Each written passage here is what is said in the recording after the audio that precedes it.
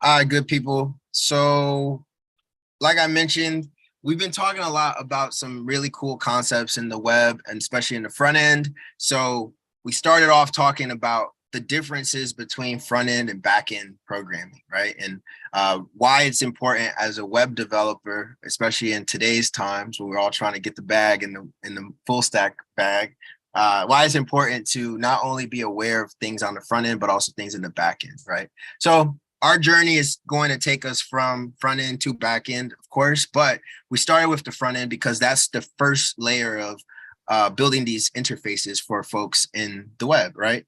So when we talked about the front end, there was three core technologies that we needed to discuss, right?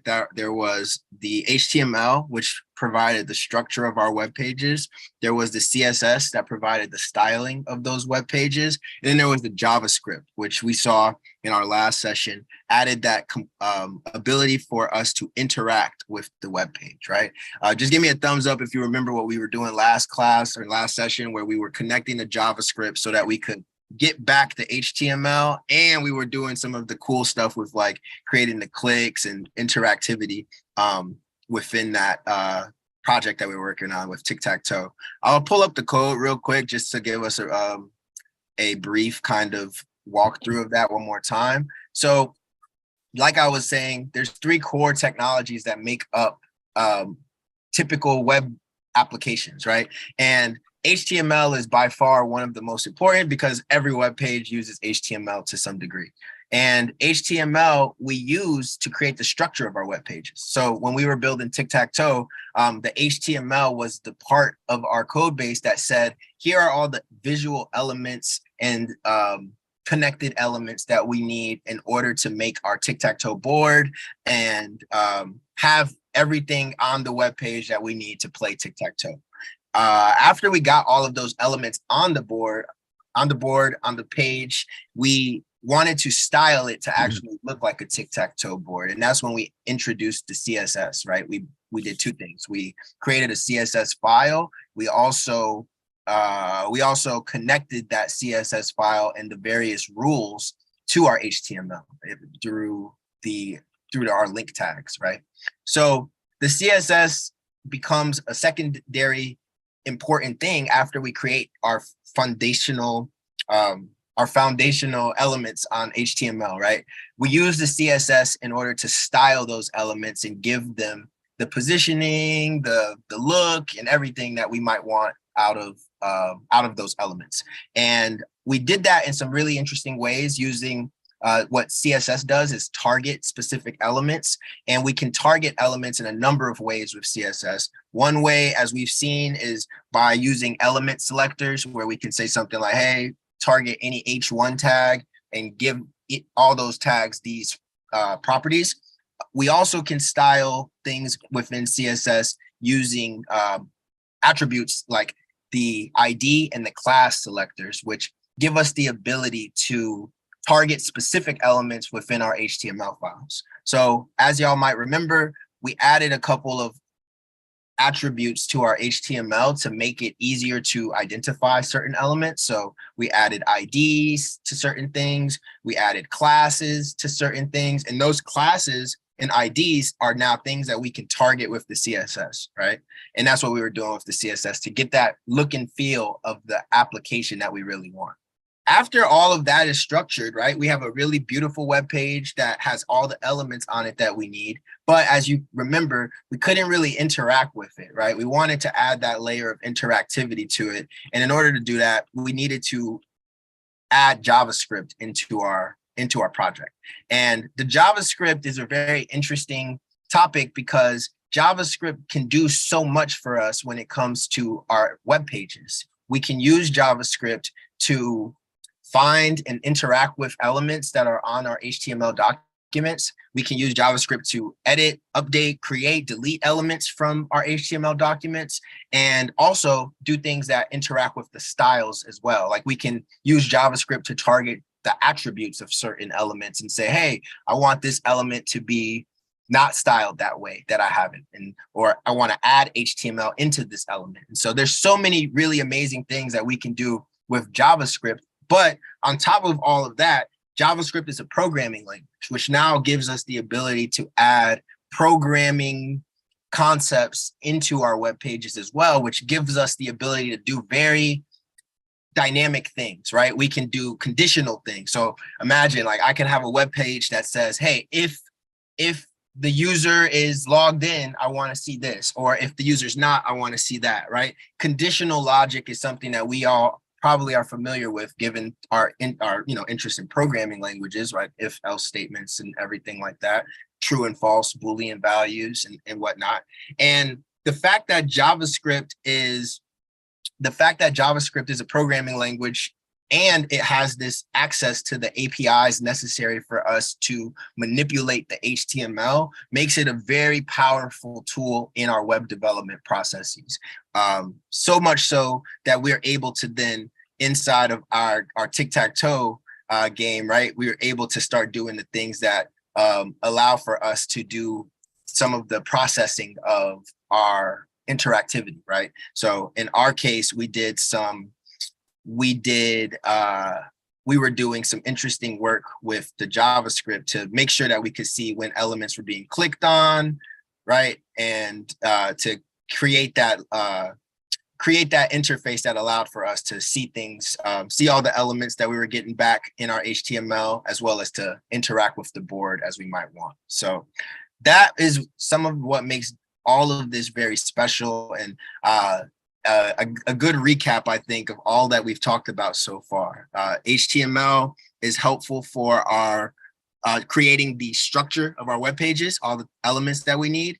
CSS is used for the styling, and JavaScript is used to add the dynamic nature to our web pages that we would expect out of modern web applications, that much like the ones we're probably used to going to today. So just to make sure that we're all on the same page there, just give me a thumbs up if you feel pretty confident, comfortable with these topics so far that we're talking about. Just, hey, I know when I would use HTML, I know when I'd use CSS, I get now when I would use JavaScript. Of course, there's a lot to go and a lot more to learn, but that's basically it. If you understand where those three technologies come in to play, you understand the essence of front-end development.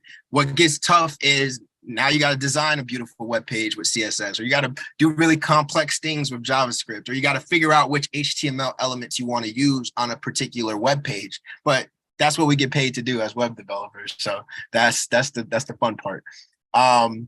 So cool. So as we talked about, there's a good amount of times when things can get pretty complex when we're trying to build more dynamic web applications, right? Even just the stuff we were doing with the tic-tac-toe you might say, hey, that's kind of complicated, right? Just finding all those elements on the HTML and using the JavaScript DOM to manipulate those elements. Most of y'all built the tic-tac-toe yourselves and saw, right, as you built it out, like, hey, there's a lot more complexity that we need to keep in mind when we're building these types of applications in JavaScript, right? And JavaScript can do so much, but it requires a lot of complex functions that don't really help us really understand like what's really going on behind the scenes. And for that reason, a number of innovations have always been taking place in the JavaScript space to make it so that we can use JavaScript more effectively in our HTML and CSS applications to make the process of doing that higher level dynamic programming easier, right? And so a couple ones to shout out, you might have heard of them, right? One big one was jQuery. Give me a thumbs up if you ever heard of jQuery or you've seen it anywhere. jQuery was an innovation that took place in order to make it easier for us to write the DOM manipulation functions that we were seeing just now, right? The document get element by ID and all sorts of JavaScript functions that would allow us to interact with our HTML. And jQuery was a very popular library in JavaScript because of the fact that it made it simpler for you to use JavaScript in your web pages. But nowadays, there's a number of new frameworks and libraries and tools that we use in the web to make it so that we can create these web pages even easier. And the one I'm excited to talk about today is React. And so I am gonna pull that up. That would have been clutch if I could just like React, and it just pulled up. I wasn't as saucy with that this time. React. So the one we're going to talk about today is React, and React is a library, a JavaScript library for building out user interfaces. And if you think about what we were just talking about with HTML, CSS, that's building a user interface, right? You're building the part of an application that a user would see.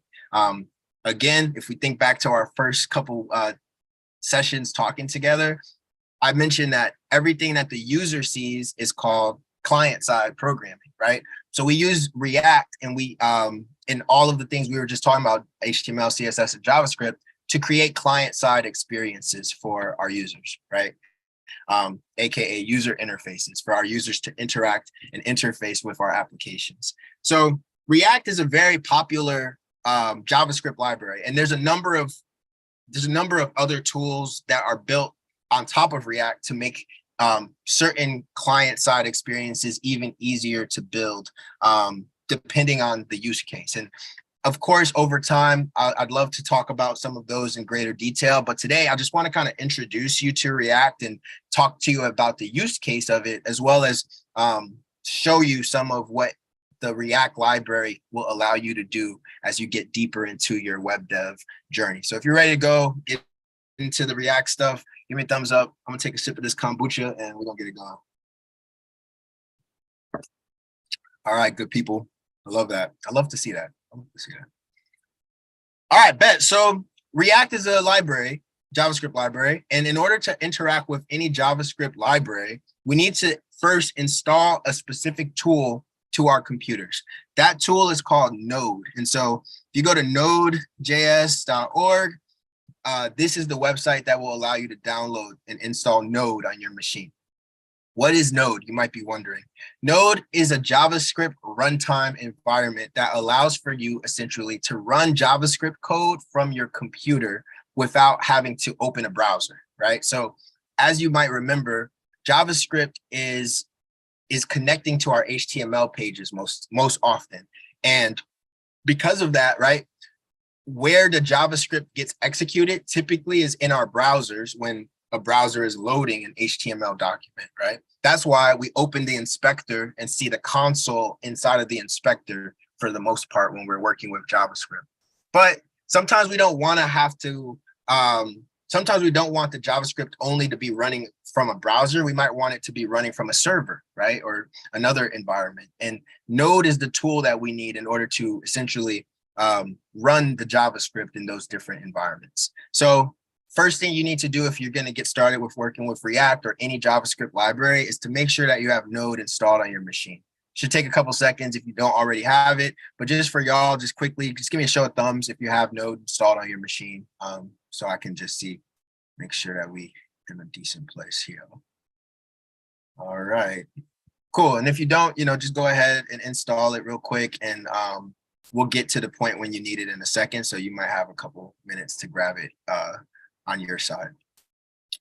So React is a JavaScript library, and we use tools like Node to run JavaScript libraries because JavaScript libraries typically involve a number of different packages and tools and other libraries that they use to make certain aspects of our workflow easier. And the part of our workflow that React makes easier is the part of creating the user interfaces that we need for our web development projects. And so if you remember, we just talked about it, there's three things we need in a web development interface, the user interface. It's the HTML, the CSS, and the JavaScript, right? And what we're used to doing as of now is building out our HTML, connecting that HTML to some CSS, and connecting the HTML also to some JavaScript that then can run all of these methods and functions. But as you might have already kind of experienced in your own journey, working with all three of those files can become kind of just a lot, right? There's just a lot going on in each file. You have to keep in mind a lot of different aspects to, oh, is my HTML being structured correctly? Oh, is my CSS being rendered the right way? Is the JavaScript connected and allowing me to perform the right actions on my web page? All those questions and more are solved in an easier way, I would say, through a tool like React, which allows for us to use its library in order to essentially consolidate some of that logic into specific JavaScript files. And so using React, we can create component-based architecture that allow for us to describe a web page as components, as essentially describe the visual components that a web page might contain. And we're able to use JavaScript to write those components in what's called a declarative way, meaning that the data is a little bit less implicit. We can be very descriptive about how we expect data to flow within our application and pass that data along as we get it in a way that is a little bit more intuitive and turns out to require us to write less code because of the structure of the declarative application. So React typically helps us save a lot of lines of code and consolidate kind of the experience of where do we write all of this code so that we don't have to have so many separate files that we're working on at different points in time. And to show you this, I want to first kind of explain how we create a React application. And so we'll launch one and then we'll talk through the files there. And then I'll show you a little bit more of what I mean when it comes to using React to help us save some code in the process of building out our own applications. So one more time, if you are ready to go, just drop a thumbs up. If not, you can drop some comments in the chat. I've seen a couple people talking about some commands with Node, so we'll talk about that in a second. And yeah, we'll keep it going. So yeah, like I just mentioned, first thing we want to do is make sure we have Node installed. There's two versions that you see here. So the current version is always going to be like the most advanced version, like the most kind of current release. The LTS version is like kind of the most stable version, right? So if you want, typically folks will just say, hey, you can just grab the LTS version. That means that it's been kind of monitored and checked and you can guarantee it's gonna work. Whereas the current version is always the most experimental version that might have small bugs here and there that they're still working on. So either of them should be fine for what we're going to do, but just so you know the difference, it doesn't really matter which one you choose. But you want to at least have a version like 18 plus for right now. And so once you have Node installed on your machine, you can verify that you have it. I'll show you that real quick. You can verify that you have Node installed on your machine by just opening a terminal window, either terminal, command prompt, whatever works for you. And in that terminal window, just type node -- version, and you should get a version number back. If you get some command like command node not found or something, that just means you didn't install Node on your machine correctly.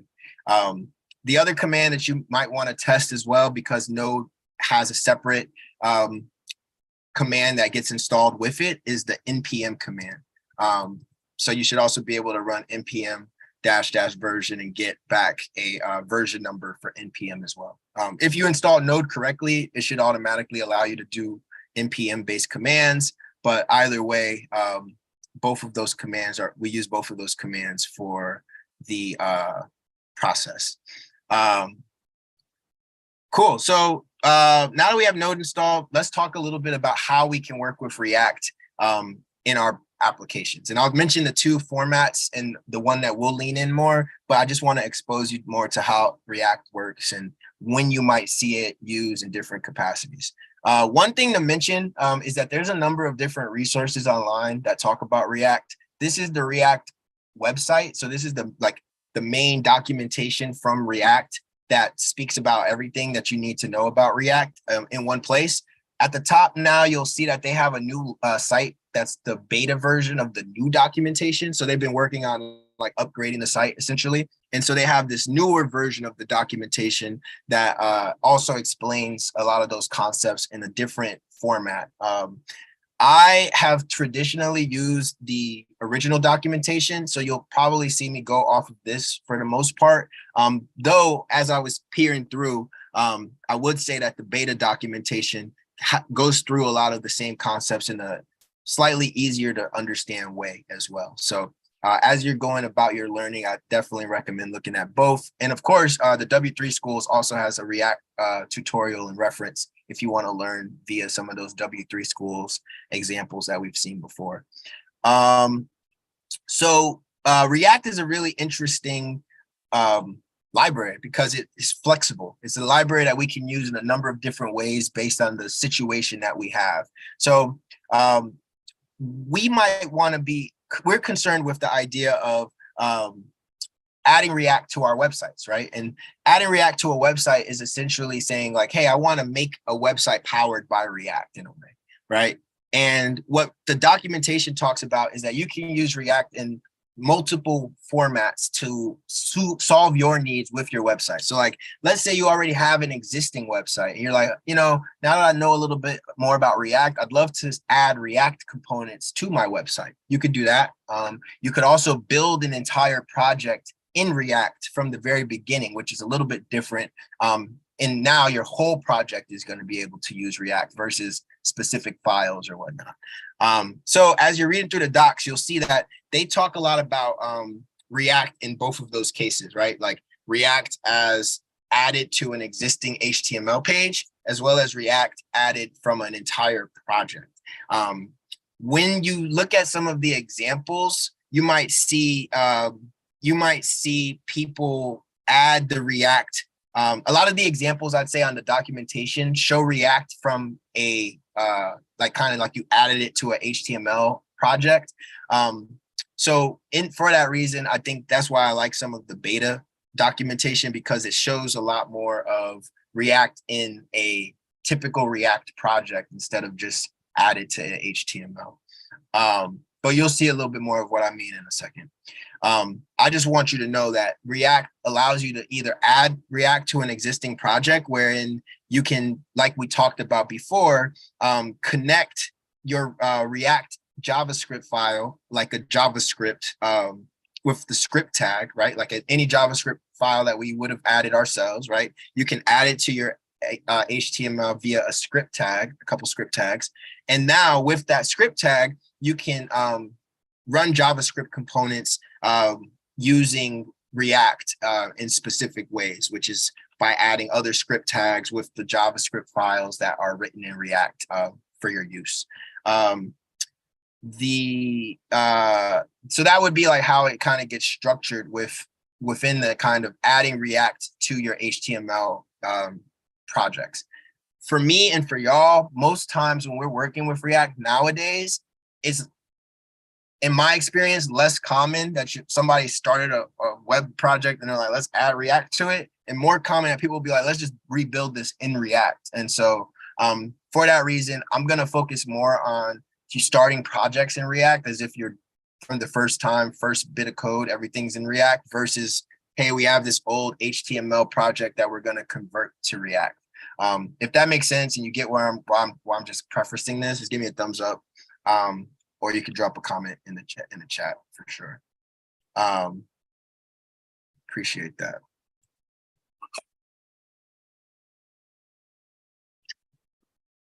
All right.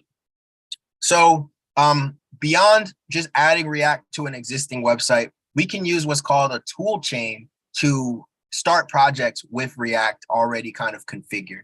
And that's what Create React App and creating a new React app is all about. So there are a number of different ways that you can start a React project, and the differences between those ways of starting a project are meant to optimize certain aspects of your use of React in your web development journey.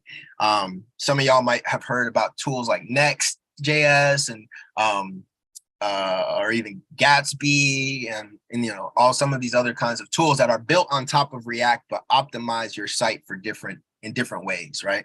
All of those libraries are built on top of React and use just different tool chains for setting up your project. There is a very commonly used tool chain when it comes to folks like us who are developing in React, just getting started, want to build a couple sites out and understand the concepts that we use typically in the industry. That's called the Create React App toolchain, which is this first tool chain that you'll see here, which says, hey, if you're learning React or creating a new single page app, use Create React App, right? And then they have some of the other ones that I just mentioned for different uses, right? Do different use cases. Next is a great tool chain when you're doing more server rendered sites on with Node, which is a little bit more advanced from where we are right now, but we definitely might talk about that in a couple of sessions. Or static sites like Gatsby. So those tool chains are meant to optimize specific experiences for us in the full stack. But for us, we're just trying to get to know React. And one thing that's cool about it is us learning React, even just using Create React App will give us some of the knowledge we would need to then use those other tool chains later. So for now, I want you all to focus your attention on the Create React App tool chain. That's the one that you'll see me using for the most part in the examples that I run in the next couple of sessions. And like I said, it's an industry standard one that we use pretty often until we start building more optimized sites in which we might use some of those other tool chains to do certain things for us. Create React App is a tool chain, which when you might be like, oh, well, what's a tool chain, right? It's essentially a command that we can execute in our terminal that will help us in the process of creating a new React project. So it's a tool that has a number of commands that run after we execute it that build our files, get the default code in those files that we might need, connects the project to Git, and like it just sets us up for success. You know, it's like it does everything we might need to do in order to initialize a new project. And that's for that reason it is an important part of our steps in learning how to work with React in general. So in order to use Create React App, the only thing you need to have confirmed for yourself is that you have Node installed on your machine. Again, if you don't have Node, you just got to go to the Node.js website, download it, and then you should be able to run these same commands in your terminal. So what we're going to do for the next bit of time is just create our first React app. And as we do it, I'll talk through what's going on. And then I will walk us through that React project so that you can see how the React is kind of working under the hood. And from there, it will give us a better understanding of how did we go from the HTML, CSS, JavaScript we were just doing to React, and what will React allow us to do as web devs in the future. So if you're excited, you're ready to jump in, you already know the vibes. Give me a thumbs up and we can get it going. All right, good people. I like that. I like that. Okay, so just for the sake of myself, I wanted to see kind of what how the new docs go about talking about everything and getting started. But yeah. Okay.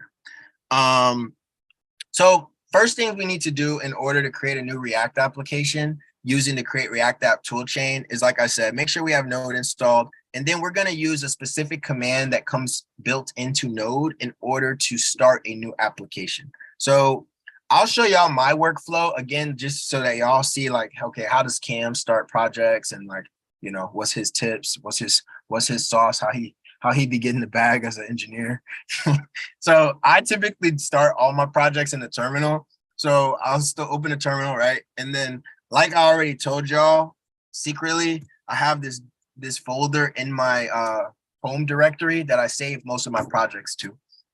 That folder is called comp. So here I normally just kind of change into that directory, and from that directory, then I have a number of subdirectories that are just used to help me organize stuff a little bit. So for this, for the case of this, I'm just gonna pretend like I want this folder just in this directory, which sometimes I might move them so that they're more organized, right? So first thing you gotta do is just go to the folder where you want to start a new project, right? So let's say, for instance, if I did want to just make this a little bit easier for myself later, computer is bugging. If I want to make this easier for myself later, right, I might create a new folder. Let's just call it projects. That way it might make more sense to you, right? So let's say, oops. Oh, let's say I'm in this folder called projects now, right? So in my terminal, I've just found the place where I save all of my projects, right?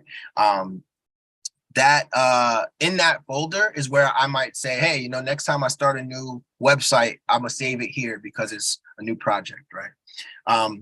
Create React App is going to create the entire folder structure for a new project. That's something important for you to know, right? So just using the Create React App, I could save the steps of making the actual folder with the name of the project or whatever, because it'll do it for me, right? So right now, let's say I want to create a new React project that will be called like my first React app or something, right? All I have to do is use the Create React App toolchain to do that. And I just need to run this command up here, right? npx create React App with the name of the project that I want to create. So we'll do that real quick in the terminal. So I'll just say npx create React App, and then I'll say my first React app or something.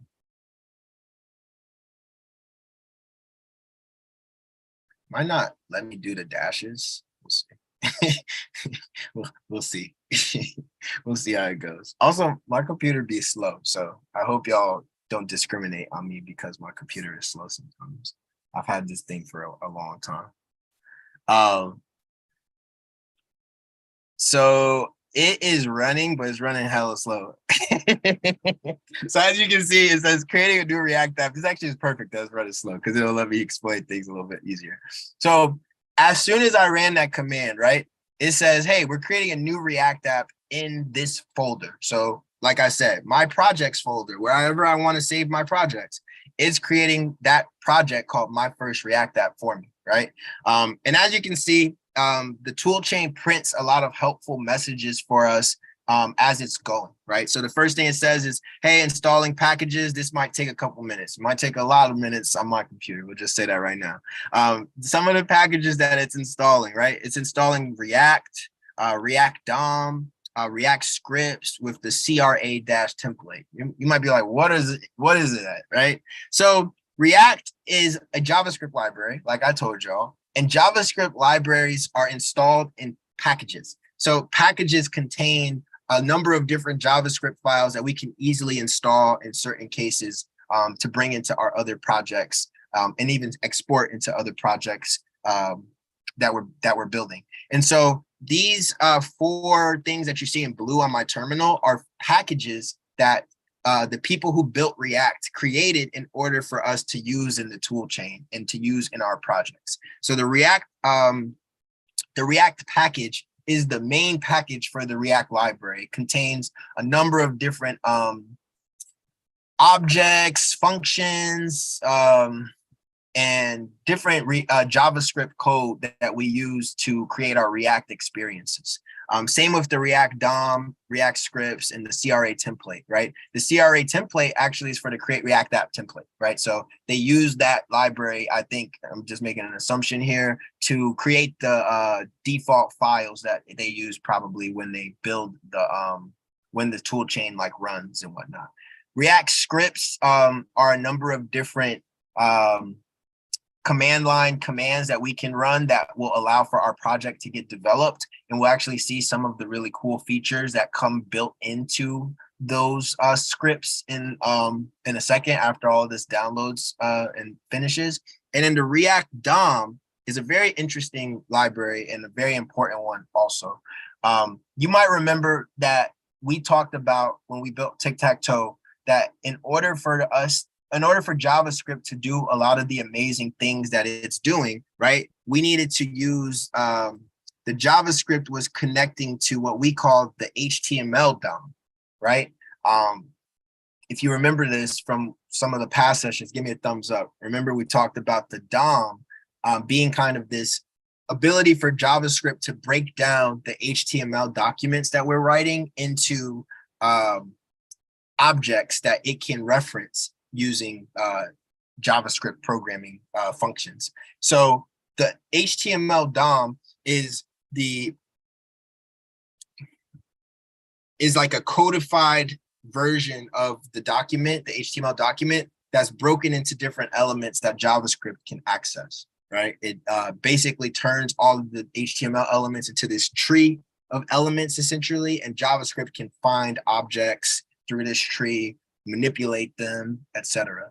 That's what the DOM is. And on top of the DOM, right, JavaScript has access to a number of methods that we can use to interact with the DOM, right? So remember, we were able to do things like find elements, like get element by ID, and we were able to manipulate specific attributes and properties of those elements using some of the properties that are tied to those objects, right? And all of that is built into the HTML DOM that we are used to seeing, right? At this point. The React DOM is a very important library because what it does is it creates a layer. Let me go back to this first screen of the DOM. What the React DOM does is it creates a layer on top of the original DOM where React can interact and interface with the HTML DOM on our behalf.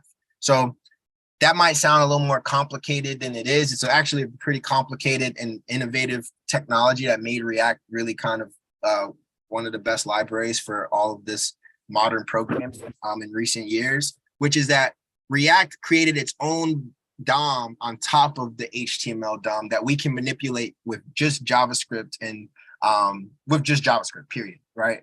And that makes it so that we don't have to worry about the end HTML that is typical of the actual DOM. React will cover that for us, but it will, in doing that, it allows us to just focus on the JavaScript part that we want to focus on for ourselves. So for that reason, all of the code that we actually write in React is mostly JavaScript, right? We don't actually end up writing a lot of HTML code because the React DOM is going to do the work that it needs to do to convert the JavaScript code into the HTML changes that we would actually want to see on the web page. That's a pretty sophisticated part of what React does that we'll see once we get the project launched and running and whatnot. So just go back to the terminal. Like I told y'all, I don't take a minute. Plus I'm streaming. Plus I'm on Zoom. You got bear with your boy. Go ahead, Michael. Oh, all right. So with the DOM, because I kind of like know web programming already, so I'm gonna throw a zinger at you. And so is it like an overlay on the underlying DOM, or is it like a kind of like a shadow DOM? Like, because I'm trying to figure out like how it really works. Yeah. So I would just say it's an interface in between our JavaScript code and the actual DOM. I've heard it referred to as a virtual DOM before. But yeah, I think the best way to think about it is React basically puts this block in between. Here's the DOM, here's our JavaScript code. Typically when we're working in JavaScript and HTML, it's just JavaScript to DOM like this, right? But React kind of puts this layer in between that says, hey, JavaScript, talk to this, and then this talks to the regular DOM. So overlay. Yeah, I guess if that's how you want to frame it, that's cool. Yeah, I guess in networking. I don't know. Thank you. That floats your boat, bro. I guess it does. That's Thank cool. you.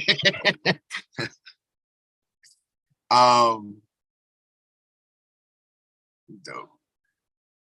All right, dope. So the program has continued to progress. It added a number of packages. If you look here, it added over 1,000 packages to our project file, right? So imagine if I had to go independently and say install each package, I'd have to do that over 1,000 times, but this one command will do it for me, right? And that's really great. The other aspect of Create React App that I like to point out, especially the new programmers who are getting started with React, is that it automatically initializes a Git repository in your code. That is really helpful, right? Because most times when we're building a project, we want to connect it to Git and add it and then start making changes and stuff. This means that you don't, after you've made a React app, use a Create React app, you don't have to worry about adding a new Git repository. It's already in there. You can just start using the Git commands to add and commit your work and push it to GitHub after a certain while. So that's really dope. I really appreciate the fact that I can do that using it, that they added that into there. We see now it says installing a template dependencies using NPM. So it's probably using that CRA template library to install those template packages. It does that. After it does that, it removes some of the packages it doesn't need. And it also will run an audit to just let you know, like, if there's any packages that you might want to be concerned about because of things like security, vulnerabilities and stuff like this. It's important to say, like, as you're using libraries that are built by other engineers, you want to know, like, you know, are any of these, might any of these be the cause of different issues in your project down the line, right? Some of those get addressed by other engineers in the open source community, or they might get addressed by you as a talented engineer who might care about fixing some of those vulnerabilities. Most of it is warnings and just things to just let you know kind of what's going on. So you don't have to pay it a lot of mind until it pays you to pay it a lot of mind, I'd say. But just important to see when you see some of these comments, what they mean. One of the other things I mentioned, like, it already created a Git repository, and it also created a first commit for you too. Thank the React developers for being so thoughtful. They made a whole Git commit for you. And then after it's finished, it says, hey, success, we created that first application. My application was called My First React App. So it says, hey, we created that app for you. Here's where it's at. And then it says, hey, inside of that directory, you can run these commands. So it's important to know that in order to get this all to work, you need to go into the project that you just created, right? So this is where it's important to know at least the change directory command in the terminal so that you can go into that next directory and run these other commands that it's telling you about. The command that's the most important for you to know is the npm start command, which is the command that lets you launch the development server that will allow for you to see the React code update over time. Much like the live server we use in VS Code allowed us to see our HTML and CSS change as we wrote it, the React development server is a part of the Create React App tool chain. That is one of the reasons it's very popular, because it gives you that same functionality of like live reloading and everything to see your changes take place in real time, which is really helpful. So it tells you, hey, in order to get started, what you want to do is change directories into that project folder you created, or that React app you created, I should say, and then start it, right? And much like your boy says, they say happy hacking.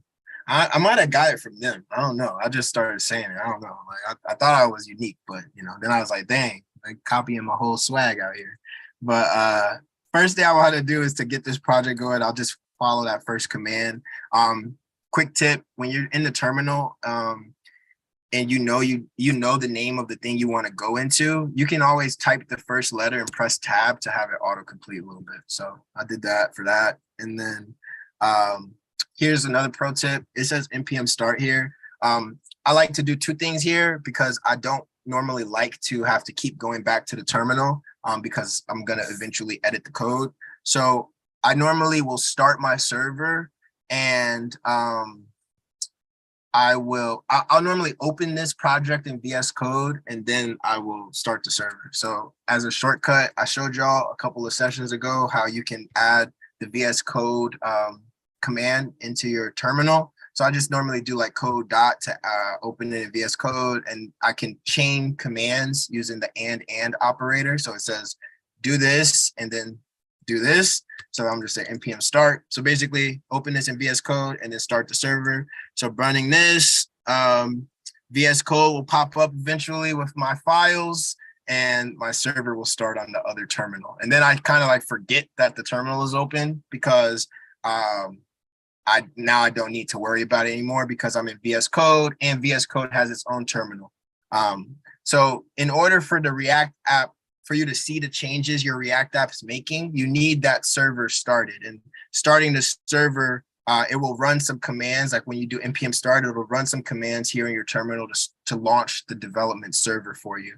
And you'll know that it's working correctly because once it's done, it will open a new tab on your browser with the React application running. So I normally just kind of let the terminal do its thing and start the app, but then I take a look at the code base that it opened in React for me, like all of these files here. So what I want to do is definitely let the terminal do its thing and start the app. We'll see what that does when it pulls it back up, but we'll take a couple seconds to chat through, well, more like we'll take a couple minutes to chat through the code base for the React application and get that on and popping too. Professor, I got a question. Go ahead, bro. You think you could just go back to your terminal real quick and explain why you didn't do the npm start and instead you did the code dot and all that? I did do the npm start. Oh, So yeah. you're not gonna see it. You're not gonna see it now because the server's starting. But I just wrote 2 commands in one line. I like opened it in VS Code, but then I ran npm start. Oh, okay. Yeah, so I did do it. You can't get around not doing it. But yeah, good question, bro. So once you do npm start, you'll see a screen like this where it's saying, hey, we compiled your code correctly. Here's the local server that's running. And if you have devices that can connect to your same local network, you can also access that same server using your local IP address. So now that the server's up, I want you to understand that you need the server up for you to be able to see the changes on the React application at that local host server, right? If you don't have the server running, if you didn't run npm start, you're not going to see anything, right? You're just going to make changes and you're not going to see any changes take place. So that's why I typically will just open it in a terminal window and let it run until I'm done working with it, right? But I'll open it in VS Code. Let me close this because it's distracting. This was our old project. I open the React code normally in VS Code because that's where I'm going to be editing the files. And then what I'll typically do, just giving y'all some free game right now, is if I need to write, like I also need a terminal window to do my git commands and all that type of stuff, right? So typically I'll open a new terminal here in VS Code. And in this terminal, right, because this opened my React project, right, I have this terminal where I just do all my git stuff, right? I'm just like, git, blah, blah, blah, blah. For some of y'all on Windows, I know you can't do that way because of the git bash and the Windows. But for folks that are able to do it, that's just my workflow on my side. You want to figure out what workflow works best for you so that you can have your terminal and maybe you do it reverse and like instead you use your VS Code terminal just for your starting your server, right? And then you use your git bash to do your commands and stuff like that too. So it's up to you and whatever your operating system will allow you to do. But yeah, let's chat through these files and kind of get that on and pop in. But first, I want to definitely take a sip of water because I feel like I deserve it. And then just recap one more time how we got here, right? So we're working with the Create React App toolchain. If you want to do this yourself, download Node on your machine. Once you download Node on your machine, you literally can run this Create React App command that will allow for you to create a new project with this name, right? Once it finishes executing, you want to make sure you change into that project folder on your terminal or wherever you're going to start the server, and then start the server with npm start. npm and npx are both commands that get installed when you install Node on your machine. We did all that, right? And then all I did was open this project in VS Code, and that's where we are right now. All right, good people.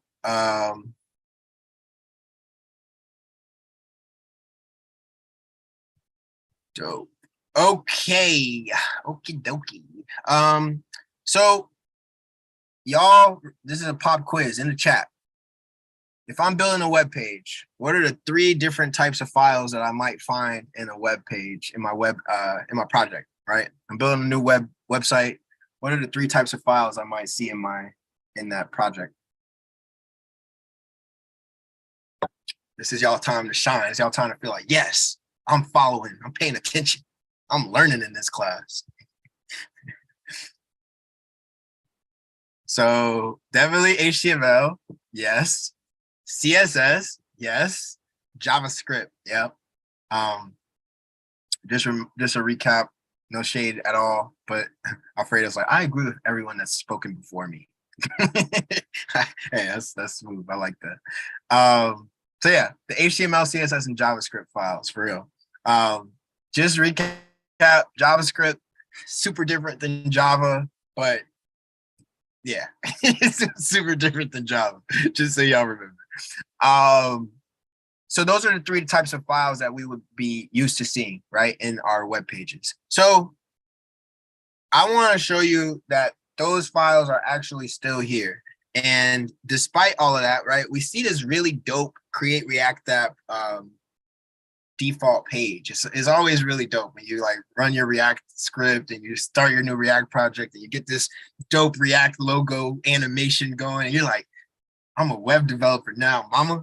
I do this. I does this, right? Like, I used to get super hype every time I saw this, and so I hope it brings y'all some joy each time you launch your project correctly, right?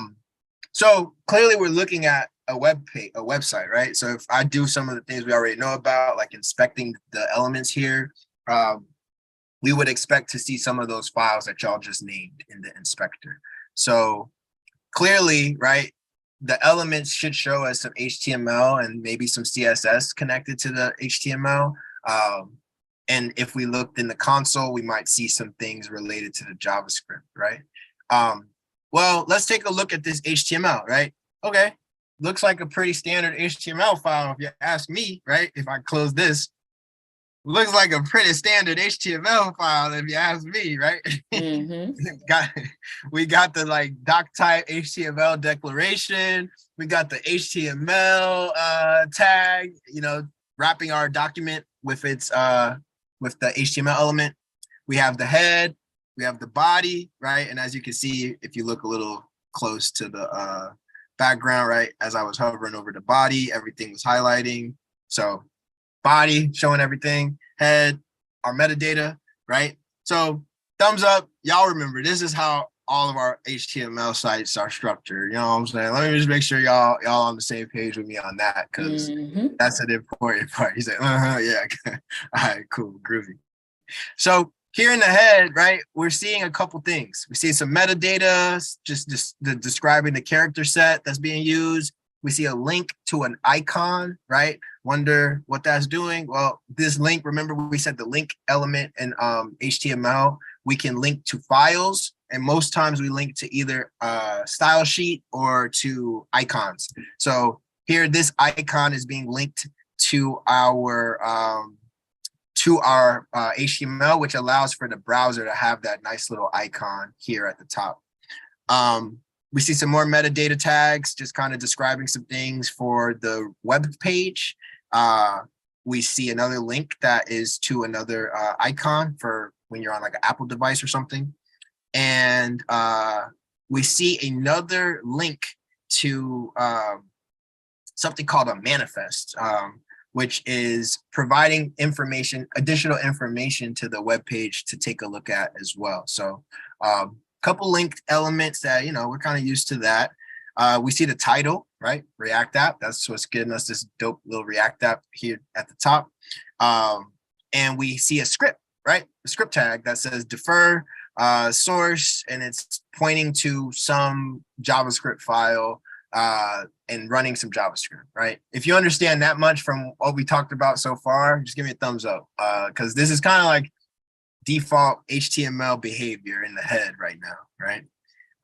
See a title, see a script tag. We might not know where all that information is coming from, but if it makes sense to you, just give me a thumbs up so I know that you're you're getting that this is still pretty standard HTML that we're kind of looking at.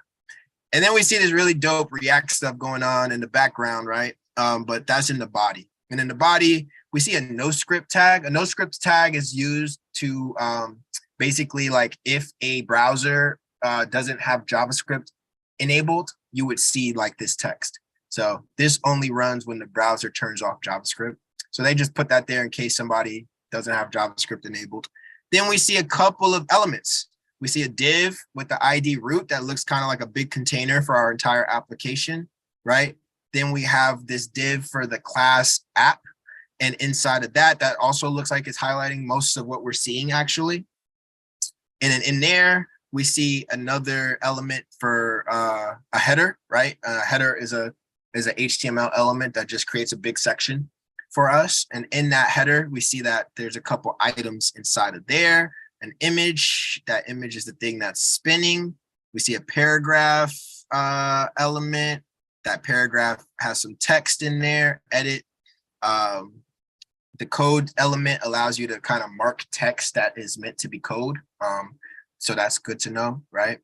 And then an anchor, right? And the anchor is just a link to another HTML file or something, right? And so this is linking to the React.js documentation, right?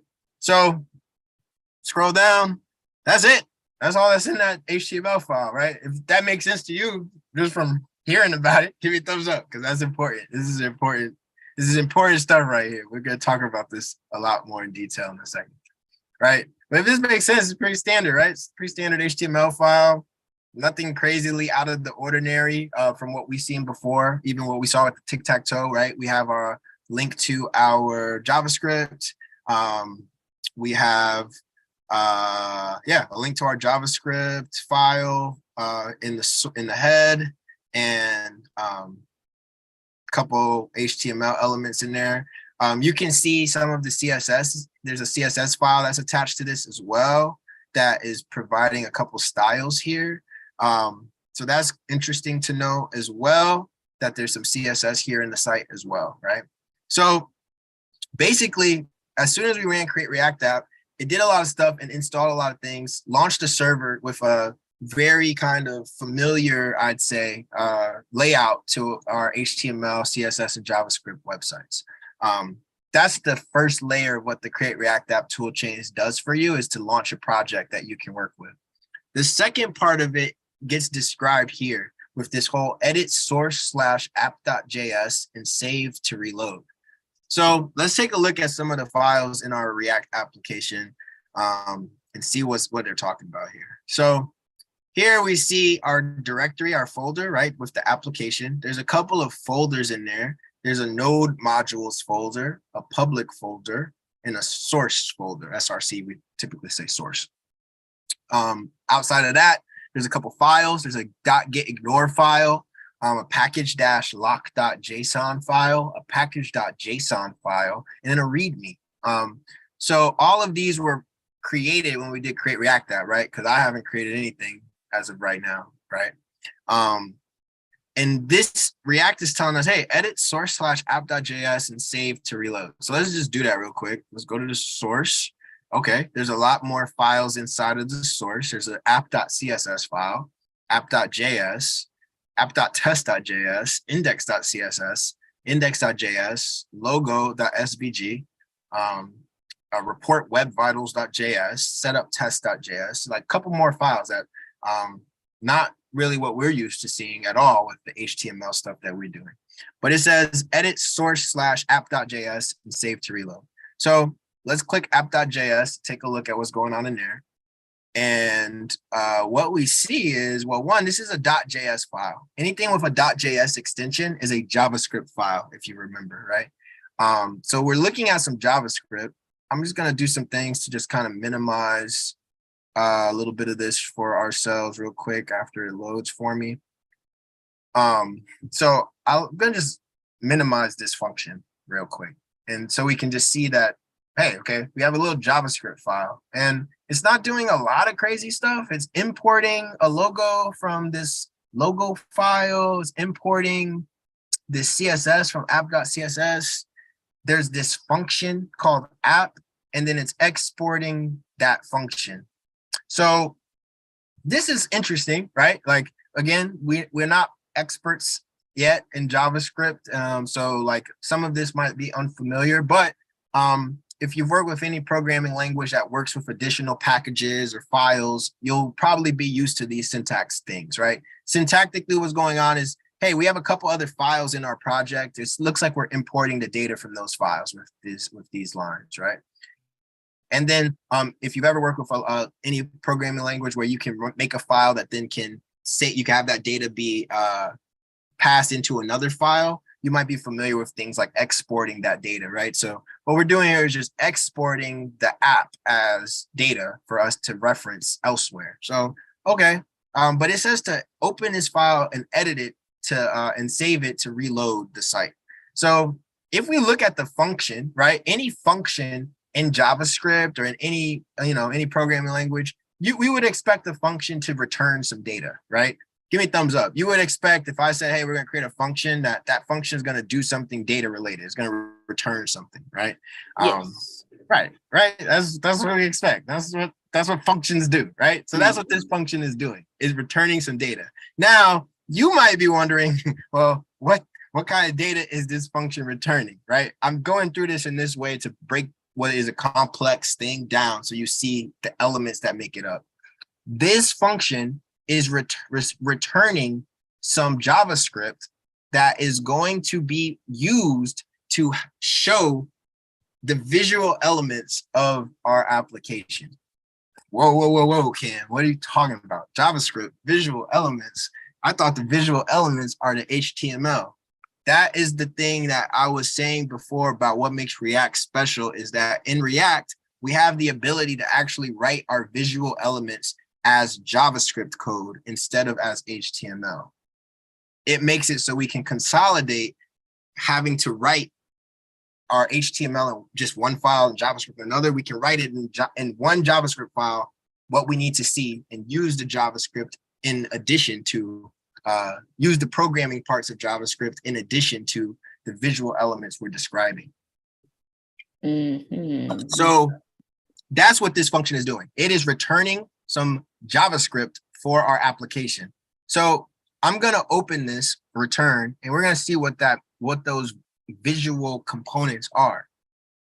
And as you can see, this kind of looks familiar, right? What is this? This is the div with the class app, the header with inside of the header. Remember, there's a couple things inside of the header that basically looks like all of the stuff we actually saw here in our elements in the body here, right? Like same stuff, the app header, the image with the paragraph. So watch, if I open that, I'm expecting in here, there's going to be an image and a paragraph. Oh, wow, there's an image and a paragraph, right? So all these visual elements that are now on our web page, like our web file, our HTML at the end, we're seeing here in this JavaScript file, right? And on top of that, it's kind of written in this really interesting structure, interesting syntax that looks just like HTML, right? Like this looks exactly like HTML for the most part, right? Well, this is the innovation that React allowed for us to do, which is to write what we call JSX, which is a markup language that they created to allow for you to write HTML-like elements in JavaScript. So while these do look exactly like their HTML counterparts, at the core of it, it's a JavaScript file. So you can see if we hover over, remember if we hovered over any of our old HTML projects, it would tell us the HTML tag, and this is what it does. But hovering over this div, we see that this says JSX intrinsic element, right? It's not saying anything about HTML like as we would have expected. That's because what we're seeing here is JavaScript that eventually is going to get turned into HTML. Remember what I told you about how the JS, the React DOM works in comparison to the regular JavaScript DOM. JavaScript DOM, we typically have JavaScript and HTML, and the JavaScript just talks to the HTML. With React, we have JavaScript, the React DOM, and then the actual HTML DOM. So the JavaScript is going to talk to the React DOM, and the React DOM is then eventually going to say, here's what we need to put on the HTML DOM. That's what's going on here. This JavaScript these JavaScript elements are going to interact with the React DOM, which then is going to be responsible for rendering them onto our HTML DOM as we would expect. That's what actually turns them into the files, the actual elements that we see on the HTML at the end. So it tells us to just do something simple. So let's just do the simple thing. It says edit this app.js and save to reload. So where it says in this paragraph, edit and save to reload, I'm just going to say, yo, I'm hacking in React. And so I'm going to save that. And once it finishes saving, once this dot goes away and it finishes saving, I'm going to go back to the browser. We all know about my computer being, doing this thing. Go back to the browser. And after saving this, right, one of the things that's cool about React is that the server live reloads like we used to doing with our live server. So now that change is up there on the React application that's running on that server. Remember, that's why I was saying you always really want the server running so you can see those changes. Otherwise, you would have to restart the server to see the change. So cool. Now we're kind of hacking in React, right? So looks like these JSX elements kind of look like HTML equivalents. So what if I wanted to add some elements to this? Like maybe instead of just the logo spinning and stuff, like what if I want to actually add some stuff? Maybe I want like a heading in there. So like maybe I want like, an H1 like element that says something like adding a title, or let's say adding a heading.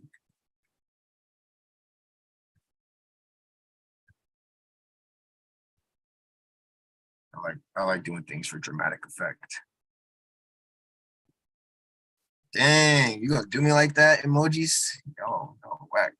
It's crazy. That's crazy. Y'all gonna do me like that? So cool, right? So I just add that H1 in there. That's what's up. Like some other elements that we know. We know that clearly there's a div, like, so I might be able to add some divs if I wanted to, but hopefully you're getting where I'm going with this. As I want to start adding other elements visually to the screen, I just need to remember what's the HTML correspondent that I want to add to this application. But instead of adding it to some HTML file, it looks like all I got to do is add it to these JavaScript functions, right, that are being used to show those visual elements, right? Remember, this function is returning some visual elements, right? So let's say instead of having all of this interesting kind of default React stuff, I just want to just have that H1 in there, right? So I could do something like this and say,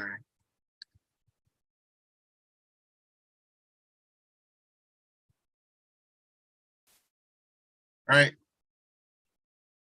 And now we kind of get a real different site going, right?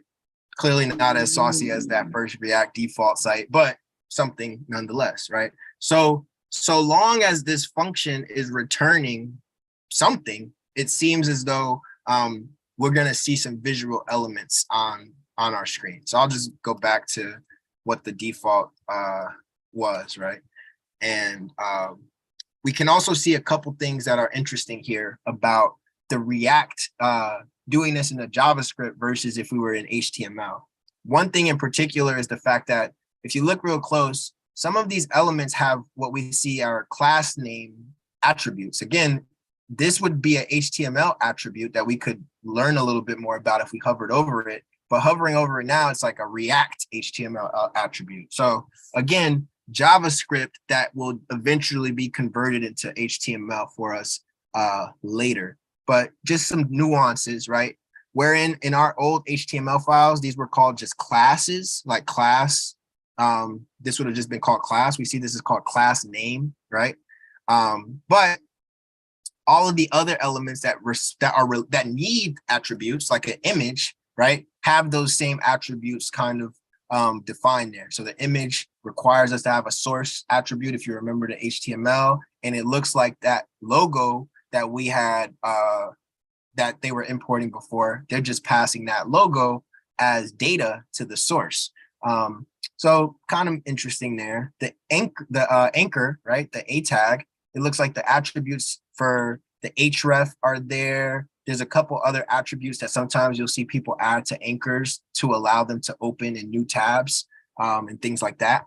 So those are those two right here. But yeah, so like it looks like all of the stuff we would normally want out of HTML is here. And on top of that, there's some nuances, but most of it is all happening in this one JavaScript file. Lastly, right, we see that there's a lot of, if I save this, we see that, you know, it's going to go from blam to bam with this styling, right? There's a lot of cool styling being added to this as well. Well, where's the styling happening, right? Well, if you remember, it's also importing this CSS file, this app.css file. So if we go to that one now, we can see that that app.css file just looks like a regular CSS file, right? Got a .app in there that is basically saying that it is looking for any element with a class name app. Of course, we see that this div here has that class name app. So, okay, so maybe that's by importing the CSS file, all of those CSS styles are being applied to the different elements in this JavaScript file. And it turns out that's exactly what's happening. So in this one JavaScript file, we have the HTML, the CSS, and the JavaScript all together.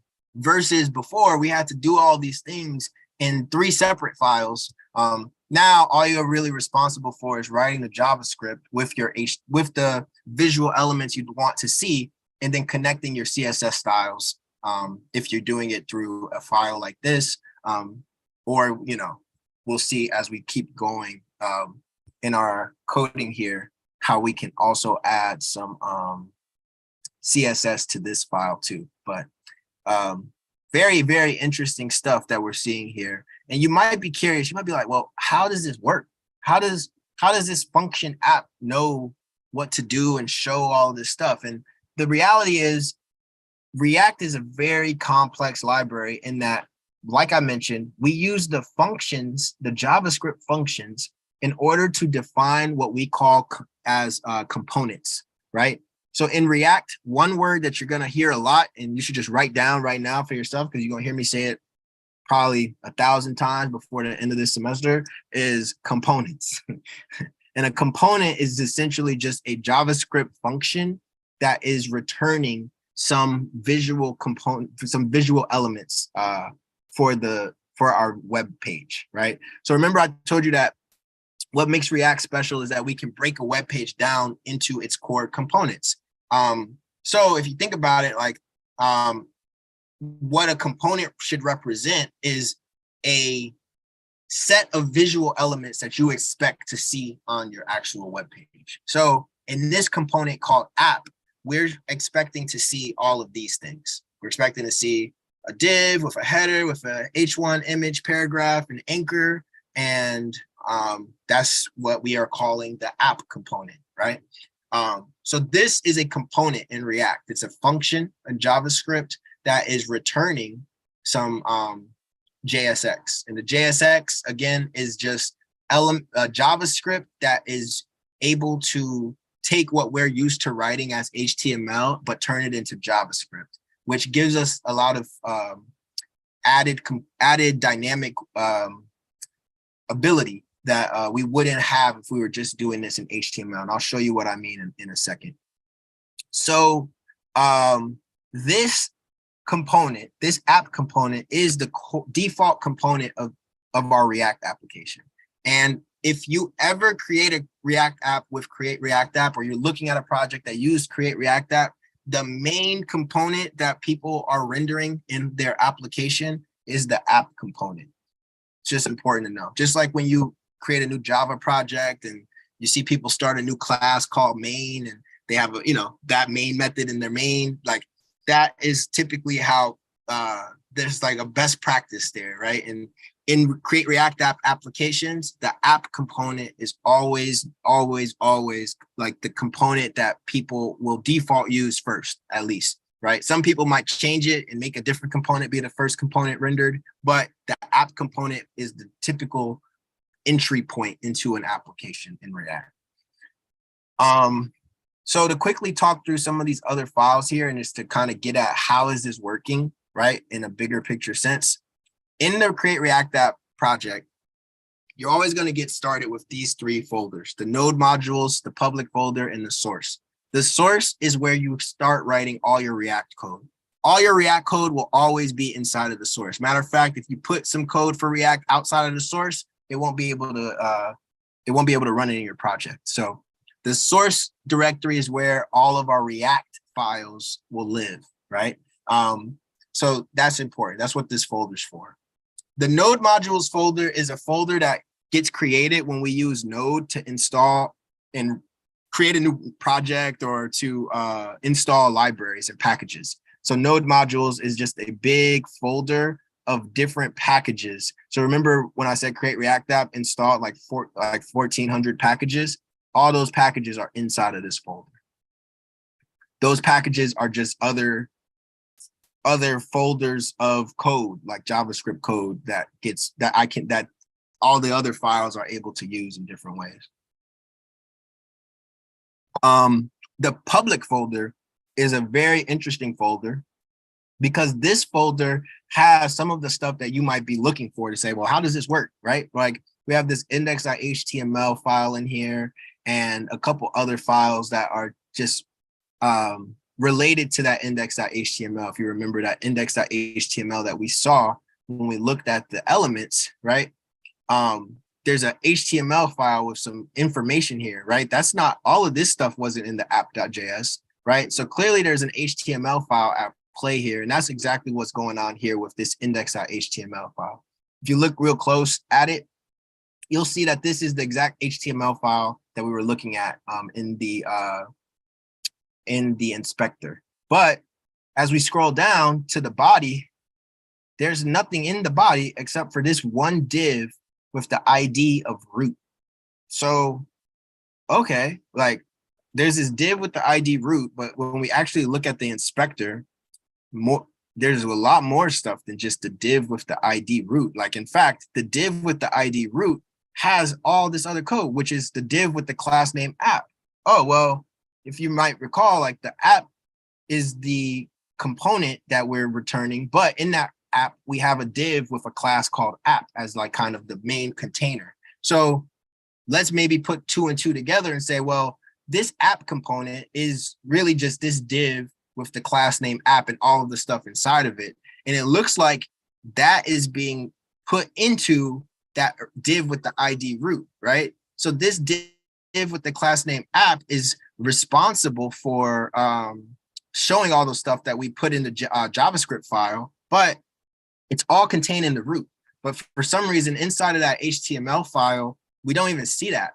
Well, this is one of the other things that makes React really special, and the React DOM are very special. So remember how we talked about how there's 2 ways you can use React. One way is to just insert React into an existing HTML page, and another is to build an entire project with React.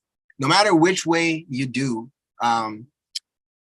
there's a certain logic that React follows to insert the elements it needs to into the actual HTML DOM. And it starts with having one element in HTML that will be basically your container for all of your React code. So this container in this case is this div with the ID of root. And that div with the ID root has a very special relationship to our project because it is going to be targeted for us to insert our React code into it. And so I'll show you how that all works right now. Remember that there are a couple of, if we look back to, there's a couple of scripts that get run to add a JavaScript file to our project eventually at the end, right? All of these things take place with help of one particular file that's very important inside of our source folder, which is called the index.js. And remember, in our regular web projects, I said that typically we create an index.js as our default JavaScript file, right? So this would be in a typical HTML, CSS, JavaScript file project, the first JavaScript file to run, right? Typically, right? In this file, we see a couple actual functions doing some other stuff, right? We see that we're importing a React library, we're importing a React DOM, the index.css file. We're importing the app, so that app component, right? And then some other things that allow for us to do some to just get some information on like the web. Like the Web Vitals is just helping us get information on like some of the logging that is necessary for the web as we're working in it. You don't got to worry too much about that. But what is really important is what's going on line 7 to 12 here, right? So on line 7, we see that we are creating a new variable, right? Remember in JavaScript, we're creating a new variable here called root. And this variable root is a constant value, so it's not going to change, but it is set to a very interesting function that says React DOM dot create root, and then inside of there, they're passing a HTML DOM method. Remember that document get element by ID is a method that we've used before when we were working with JavaScript to connect to HTML. So essentially, let's break this function down. Document get element by ID root, right? Typically would say JavaScript, hey, find in our HTML document some element with the ID root, right? So we just saw inside of our inside of that HTML file, right? There is a div with this ID root here, right? So clearly that function document.get element by ID root is going to get back that element that we just saw in the HTML document. So now it's creating a root through the React DOM to that particular div, right? And then it's doing another function where it says root.render, and it's rendering a couple components inside of is rendering a component inside of that root. So the component in question is the app. But we see this kind of like React.strict mode stuff. The React strict mode stuff is just is an optional kind of wrapper over your component that allows for just kind of greater error handling and like kind of things of that nature. So technically, this doesn't even need to be there. So I could technically get rid of this so that y'all can see this a little easier, right? Technically, what we're doing here is rendering this app component. Right? That app component is that component we were just talking about here, which is just the function that's responsible for returning the JavaScript elements that we're going to see on the screen eventually, right? So by rendering it here, what it's doing is inserting all of this JavaScript code that we had said was eventually going to get converted into HTML. That's what this render function is responsible for doing, is taking the React components and elements that we have and turning them eventually into HTML that will be added into our HTML document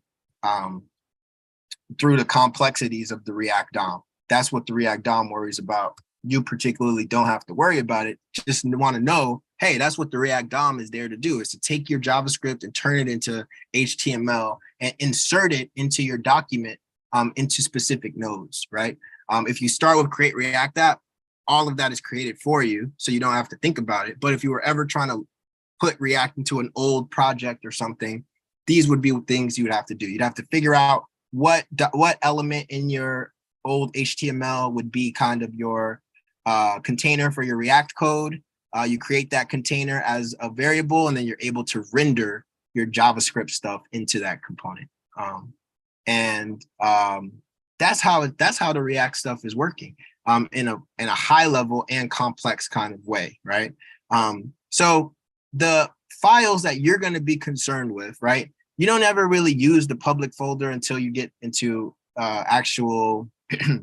You might be manipulating your index.html to add some other scripts and things later. But for the most part, when we're working with React, we actually don't touch any of the files in the public folder. You don't actually need to. Again, everything that we work with typically happens within the source folder, right? And we, instead of just having one component called app, typically you'll see people create maybe like a subfolder in their source directory for all of their components. And they might create multiple components of code, and we'll start creating components later on, right? And those components, we can build these really complex web projects in a very interesting way. The most important file for y'all to be concerned about at this point is the app.js, both because this is the default location for our code clearly, but also this shows you an example of how components are structured. Every React component is structured similarly, right? We have some aspect of the component that is a function that returns some JSX. And in that JSX, we can say, hey, here's all the stuff I want to show from this component. And then we eventually can render that component onto our screen. By looking at the app, you can get a good glimpse as to how might you be able to create your own components if you want to get that far, right? You can add CSS to them and target those different classes that you have in your project. You can add different elements and eventually render them onto the screen. And we'll take a bigger look at that down the line. So that's the most important file for right now. Some of these other files that I didn't get the chance to chat about, index.css is just another CSS file that has some more specific CSS for the create React app template. The logo was just like a SVG, which is just a data type that lets us pass an image as data. So that's what that is.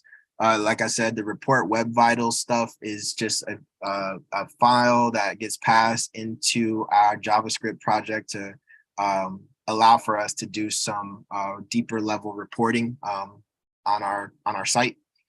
Setup tests is for when you start adding tests to your React projects. You can write automated tests and things like that here. The .gitignore is a very important file that we'll talk a lot more about when we start building more larger projects. The .gitignore is used to basically say what files or folders do I want ignored in Git. So I don't want to put them in GitHub. I don't want Git to even worry about them. And so remember, the node modules is a big folder that has thousands of files in it. It can be a very large folder. So typically we ignore it. And by using create React app, it automatically creates that file that ignores some of the most unnecessary files for you to push to Git, which helps you save time as a developer.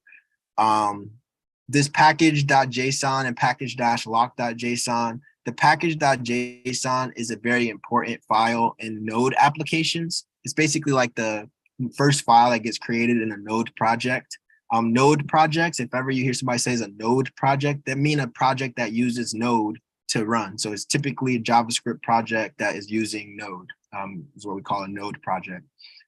This Node package.json will just have some metadata about the project that's important to keep in mind. Things like the name of the project, the version number. You can change these things as you continue to work on it. But one of the most important things is the dependencies. The dependencies are all the libraries that we installed to run our project, right? So remember, when we first ran Create React App, it said, okay, getting some stuff from React DOM, React scripts, etc., right? And those dependencies were responsible for installing a bunch of other dependencies, which are eventually in our node modules folder. The second thing that, so you can see all the dependencies a project uses inside of the package.json.